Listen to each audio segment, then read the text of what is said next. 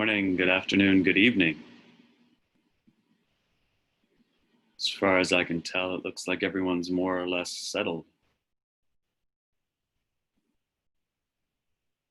Welcome.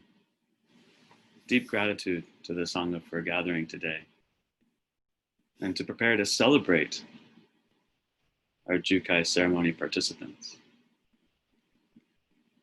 I am honored to be able to speak today and to commemorate such an occasion. And so I make this talk as an offering to our Jukai participants, and quite frankly, as an offering to myself. Because as I sat, I realized that the talk that I was planning was the talk that I needed to hear. So thank you for indulging me as we explore something that I called peace and chaos. Peace and chaos. And if I really wanted to help you find it, I would just shut up. But unfortunately, there's some requirement that I speak. And so I'll see if I can't avoid being too confusing and raising too many obstacles for you. I momentarily deliberated going Hakuin style on you and just throwing a bunch of brambles and briars into your brain, making you chew on them until you figured it out. But Junpo, our compassionate leader, has said that, you know what, in this day and age, it's okay to explain things. So to use an old Zenism, I'm about to lose my eyebrows as I try to express what I'm trying to say today. Hopefully. Maybe not, we'll see. At the very least, hopefully it doesn't make your practice too much harder. But I'd like to start by acknowledging chaos. Or some of you may prefer the term samsara. Kind of the same thing, right? But chaos, wow, what a lot of it do we have in our lives? I don't know about you, but I'm feeling it a little bit with, global pandemics and horrible politics and, well, horrible's a judgment. Our political environment, right? Maybe it's okay to be judgmental sometimes, I don't know. We'll leave that for you to decide, for you to discern or judge yourselves.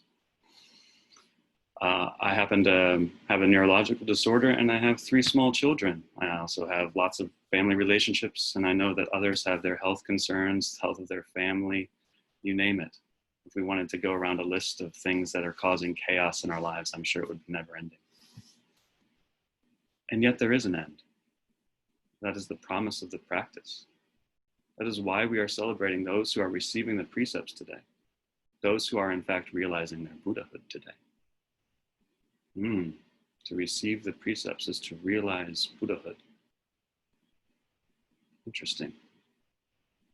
And welcome to the path. But how do we do that? I was sitting here and going through all these different things in my mind and trying to figure out what I was going to say. I realized that I could give a whole bunch of high-flying rhetoric around how, just do it. There's peace here. Yay, everything's perfect. I could go all absolute on you, and we could have a lovely discussion that sounds beautiful. And it came to me that perhaps that's not the most useful thing to do. So instead, I'd like to invite us to explore our practice. What does it mean? How do we actually have peace and chaos? Not as an abstract concept, but as a real, in the world, daily life. Where is this peace? Spoiler alert, it's right here.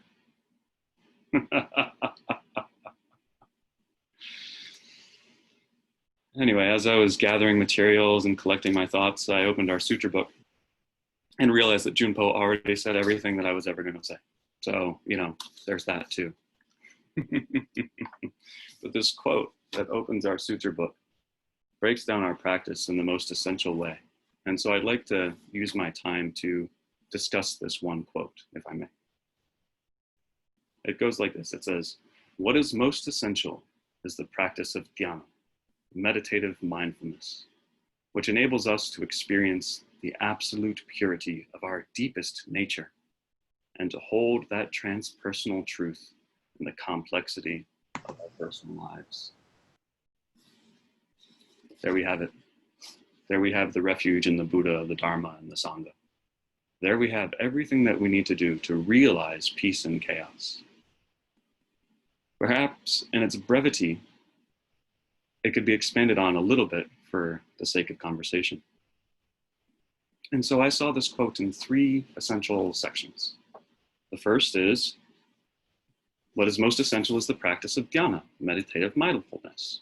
Okay, let's take that for a minute. What the heck does that mean? What is our dhyana practice in this tradition?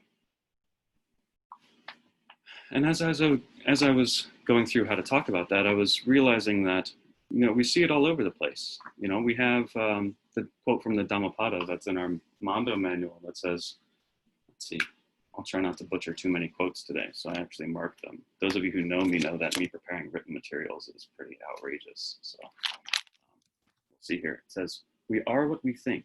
All that we are arises with our thoughts. With our thoughts, we make the world. So what is this dharana, dhyana, samadhi, concentration practice? How can we explore it? Well, our school was founded on the Perfection of Wisdom Sutras, the most distilled version of which is the Heart Sutra. And the Heart Sutra gives some lovely indications on how we can actually practice this meditative awareness. If we think about it, there's a point where it says, in entering into the perfection of wisdom, I'm not necessarily going to always stick to our translation, but in entering into the perfection of wisdom, Avalokiteshvara realized that his 5 skandhas were empty. And in so doing, he overcame all suffering. The Chinese for that is du yi qie ku e. This du is a critical word. It means to go over or to pass through or to pass over. Okay? So in realizing emptiness and truly realizing emptiness, he passed over all suffering. So right in the beginning, it starts with the most important part. Realize emptiness and come to peace. Just like that. All right, great. This word shows up in another, or this character shows up in another aspect of our tradition, the first awakened vow. In the Chinese, it's 生中无边,智先度, which means beings are without boundary. I vow to cross over. We recognize that there are no boundaries in the absolute, and yet our practice is to cross over any boundary that we find. This is a practice of ongoing, deeper inquiry. And so we have a hint into how do we practice our meditation. But there's a stronger hint a little bit later that Joshu capitalized on. At the end of that really long section where it's like there are no eyes, no ears, no nose, no tongue, no body, and no mind, there is no seeing, no hearing, no thinking, no smelling, no tasting, no touch, blah, blah, blah, blah, blah, no, right?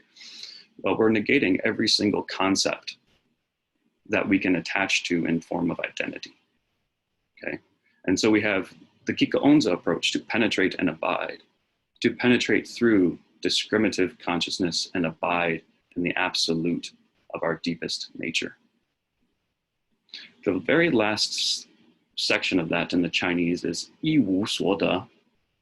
This is really interesting because it's typically translated as there is nothing to attain, there is no attainment nor non-attainment, something or like that.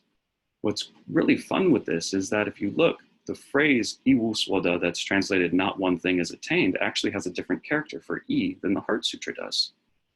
And this can be written off as scribal error. But if you look at it, it also says by means of. So this first E that's in the Heart Sutra means by means of wu, nothing, swoda. Swo takes a verb and turns it into a noun, and da is to attain. So we have attainment. So by means of negation, there is attainment. Now, of course, we know that when you attain, there is nothing that you've attained. It's all part of our nature right here, right now. So what could it mean by means of no, there's attainment? Well, Joshu explained it for us. Does a dog have Buddha nature? No! Stop! Shh. No. The deeper inquiry. Where do we rest? We never rest. If we encounter a boundary, we pass over and through it. And so in our meditation, what are we doing? We're going deeper, deeper into the inquiry. Who am I? Who are we at this depth of awareness? And so we listen. And I'm going to invite you to listen with me. One bell, one breath. Can you, in this very moment, see your nature? Wake up. Now is the time. Listen to the deepest stillness, the absolute purity of your nature.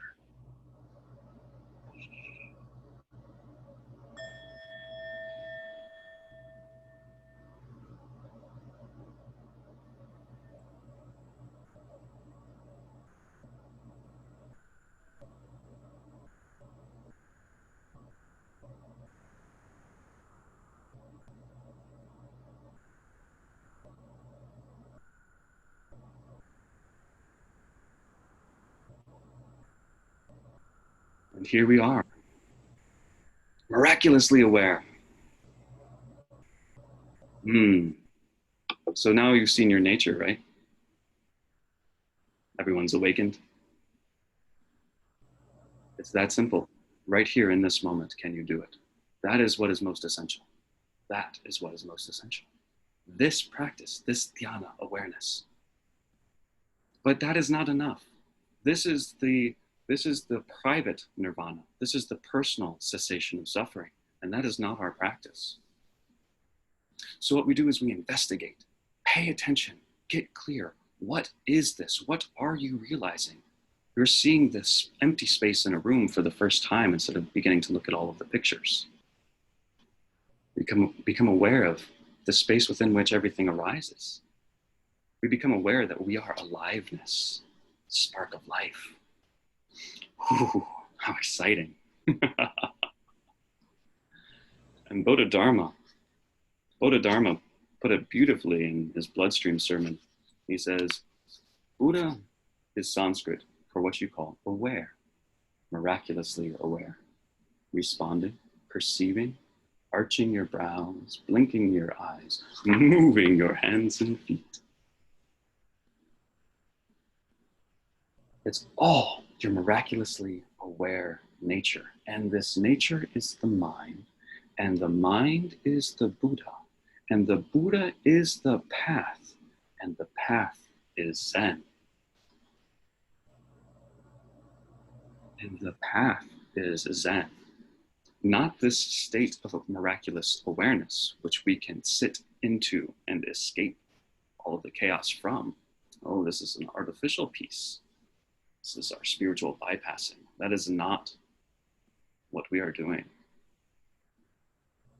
We are realizing that we are this light, pure selfless awareness. We are infinite potential, the pure potentiality of not knowing. And in this space, is there fear? Are we time bound here? Is there anger here? No. What does arise?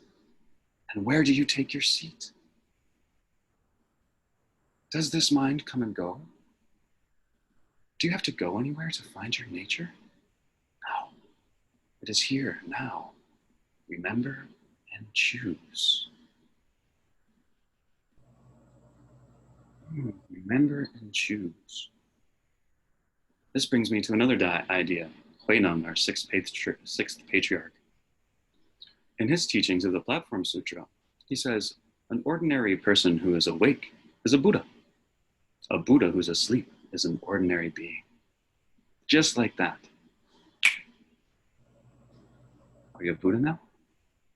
Did you wake up? You can, right now.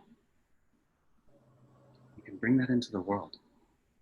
Because Huineng also tells us that if the preceding thought is one of compassion and wisdom, one of clarity, you're a Buddha. And if the preceding thought is one of malice, greed, ignorance, you're a beast. Just like that. With each thought instant, We become Buddha, or we fall into a denzien of hell. This practice is to remember and choose over and over and over again to take our seat in this awareness, this pure potentiality, which allows you to choose your response in any situation. This deeper peace is within all of us at any moment in time. What chaos? Chaos can only arise within the empty room that holds it. Where do you choose to take your seat? What do you want to look at? And so we come to the dirty word of enlightenment. What is enlightenment? Well, it could be easy to say that enlightenment is this state of being, but we know that states come and go. Enlightenment cannot be a state. A spiritual state, a moment of bliss, this realization of your true nature, is simply the beginning of our journey, the beginning of the path. And the path is Zen. There are no enlightened Zen masters. If they think they're enlightened, then they've stopped somewhere on the path. They're not walking it anymore. And so we walk step by step, day by day. We fulfill the precepts to the best of our ability. We work on our emotional koan. We listen to the awakened one's vow. With each moment's a rising flash of our normal feelings and thoughts, we will simultaneously recognize within us a field of pure awareness, wisdom, compassion, and skillful means. Simultaneously. These states of being, this relative and absolute, occur concurrently in one experience of being human. Ours is a practice of being authentically and wholly human, with balance between the absolute and the relative, mutually arising perspectives, so that we can hold this transpersonal truth in the complexity of our personal lives. We can do that any moment that we choose, any moment that we remember.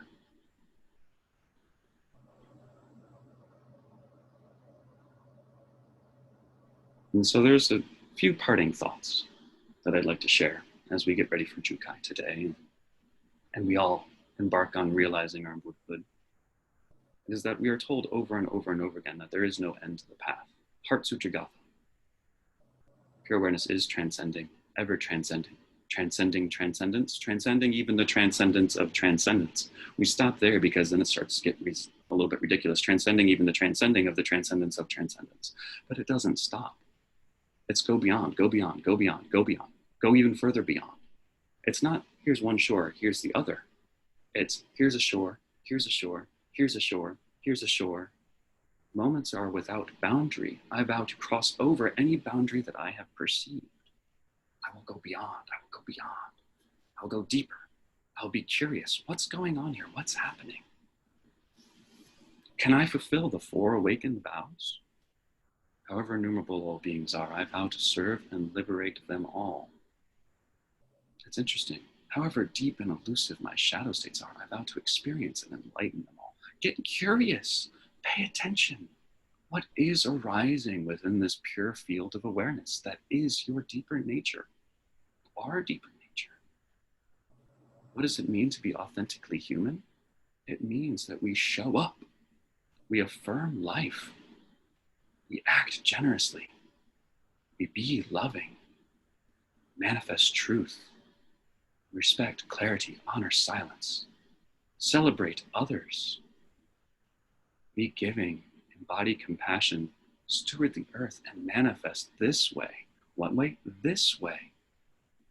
The way that it is most essential, the practice of dhyana, meditative mindfulness, which enables us to realize the absolute purity of our deepest nature and to hold that transpersonal truth in the complexity of our personal lives. This way, manifest it.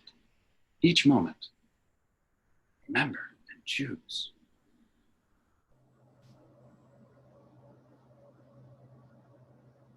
I'll conclude today with Hafiz's poem, 10,000 Idiots. Because if there's ever a poem that lets me remember and choose, it's the realization that I still have 10,000 idiots living inside, and in fact, they have not packed up their bags and left. 1,000 idiots. It is always a danger to aspirants on the path when they begin to believe and act as if the 10,000 idiots who so long ruled and lived inside have all packed their bags and skipped town or die. It is wonderful to be on this path.